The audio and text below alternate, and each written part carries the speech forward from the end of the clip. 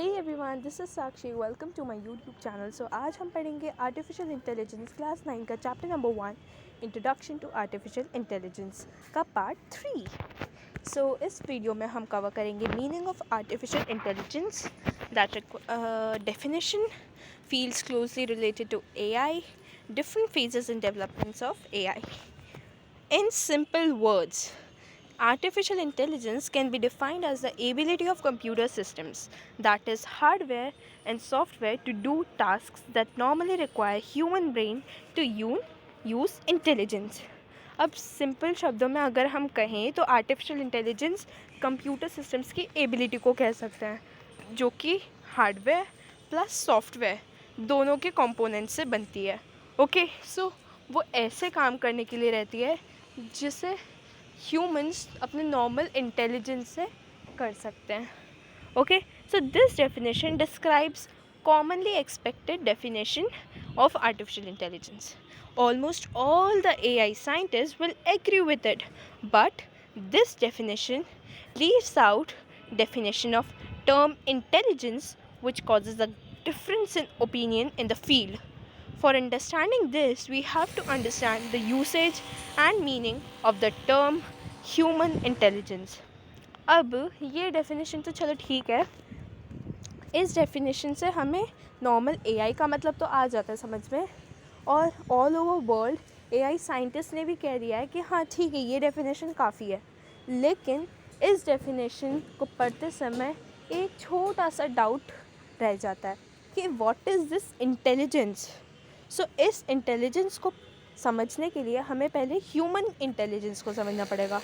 So the term intelligence, when it is used in connection of human beings, it refers to one or more of the following behaviours. अब यहाँ कुछ behaviours दे रखा है, जैसे planning, learning, reasoning, perception, problem solving, motion, manipulation, creativity, social intelligence and knowledge representation. तो ये words, ये बिहेवियर्स जब ह्यूमन बीइंग्स के कनेक्शन में आते हैं तो ह्यूमन इंटेलिजेंट कहा जाता है. Okay, so language recognization systems, smart navigation systems, ये सब इंटेलिजेंट सिस्टम्स या AI के अंडर फॉल होता है. अगर एक ह्यूमन अपने एक्सपीरियंसेस, अपने पास से, हर चीज़ से, हर वर्क से कुछ सीखता है तो वो इंटेलिजेंट है. और इसी वे में, इसी कारण हमने ये भी कहा है कि जो मशीन्स, उनके अंदर जो डाटा फेड किया जाता है, उनके अंदर जो डाटा इनपुट दिया जाता है, तो जब वो उससे कुछ सीखे तो वो भी इंटेलिजेंट हुआ है, and that is artificial intelligence. Next is fields closely related to artificial intelligence. अब बहुत सारी फील्ड्स होती हैं, जैसे हम लोगों ने चैप्टर की स्टार्टिंग में ही पढ़ा था कि AI को नॉर्मली हम नहीं कह सकते, एक बहुत बड़ी टर्म है. तो फर्स्ट इज़ मशीन लर्निंग. इसका मतलब है मशीन अपने एक्सपीरियंसेस से कुछ सीखे, मतलब जो उन्हें डेटा फेड किया जाता है उससे कुछ सीखे. फॉर एग्ज़ाम्पल, कोई एक रोबोट है, उससे एक इंडिया के नॉर्मल विलेज में ले जाया जाए और वहाँ उसे नॉर्मल लोकल लैंग्वेज में कुछ कहा जाए और उसे बताया जाए कि उसका मीनिंग क्या है. तो उसके अंदर वो स्टोर हो जाना चाहिए कि इस सेंटेंस का मतलब है ये, और फ्यूचर में वो चीज़ यूज़ करने में आए तो उसे पता होना चाहिए. So that is machine learning. Next is neural networks. These are one of the techniques or methods of modeling data within the discipline of artificial intelligence. अब क्या होता है, ये मेथड जो है ये ह्यूमन ब्रेन को, वर्किंग ऑफ ह्यूमन ब्रेन को पूरा मिमिक करने की कोशिश करता है. Okay, so this networks created by the method which are capable of machine learning.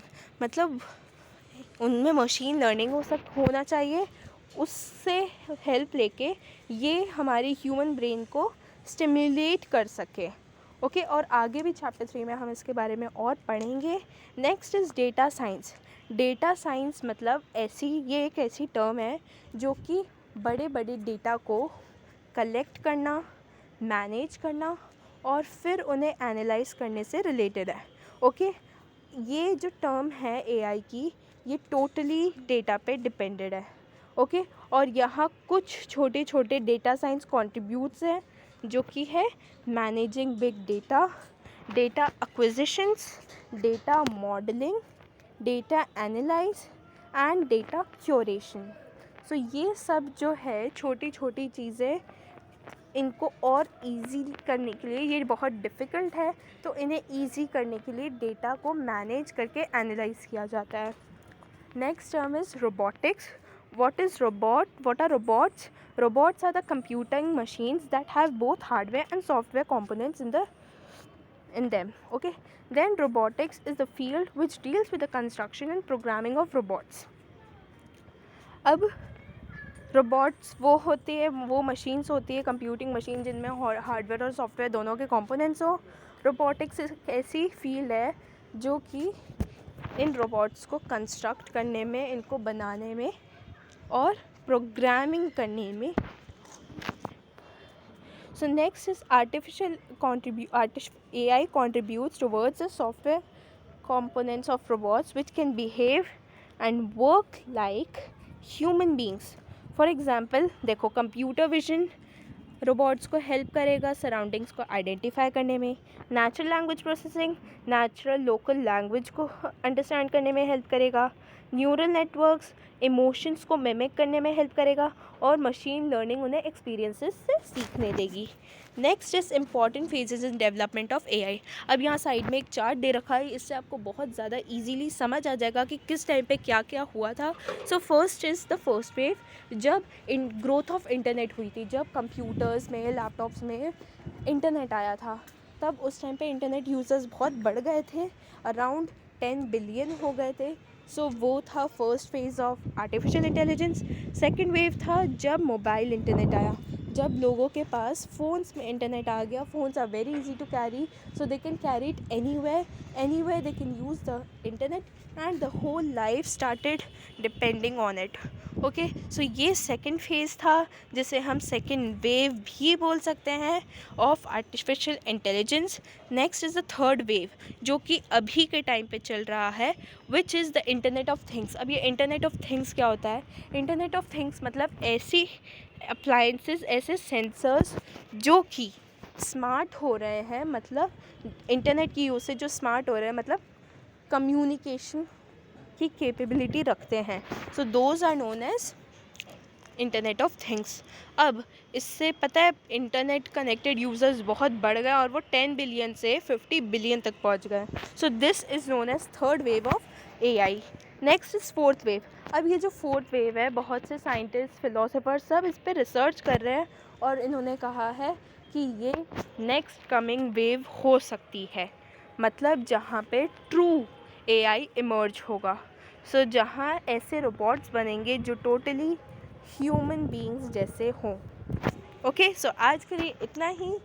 Thank you for watching this video. Please like and subscribe to my channel. Bye.